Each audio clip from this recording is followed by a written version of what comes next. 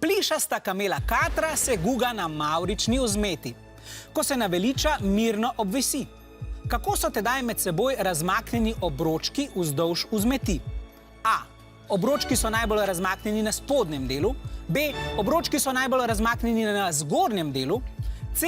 Obročki so najbolj razmaknjeni na sredini. Ali D. Obročki so enakomerno razmaknjeni vzdolž vzmeti.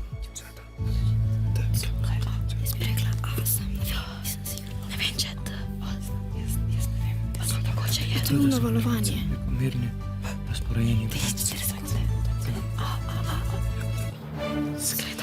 Vijoličasti ste odgovorili A, rumeni pa C. Jasna in Katra, izvolite, povejte, kater odgovor je pravilen.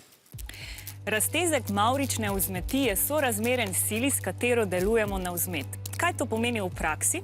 Kar poglejmo.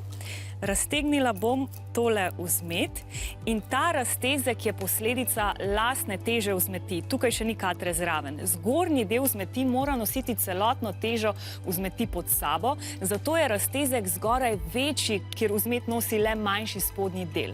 Zdaj bom pokazala še en mali eksperiment znotraj našega eksperimenta. Vzmet bom namreč navpično spustila iz rok, vi pa opazujte celo vzmet, kar vsi, in predvsem pa opazujte spodnji del. Ste pripravljeni? 3, 4, zdaj. Ste opazili kaj posebnega? Spodnji del je ostal na miru. Tako, počasni posnetek bo točno pokazal, da spodnji del začne padati šele, ko se celotna vzmet sesede. Razlog za to je ta, da v trenutku, ko zgoraj spustimo vzmet, spodnji del še ne ve, da se je zgodila kakršnakoli sprememba in traja nekaj časa, da pride do tal. No, zdaj pa poglejmo še našo Katro.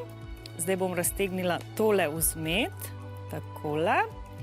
In ko jo raztegnem, vidimo, da ta vzmet, na kateri je obešena Katra, je pravzaprav tukaj raztezek enaki. Spet je največji pri vrhu, nato pa je vse manjši. Je pa seveda vzmet bolj raztegnjena, saj na njo deluje večja sila. In tako je pravilen odgovor B. Žal ste odgovorili napačno, ampak verjamem, da se lahko vaše znanje neskončno raztegne, tako da boste imeli še veliko pravilnih odgovorov. Srečno!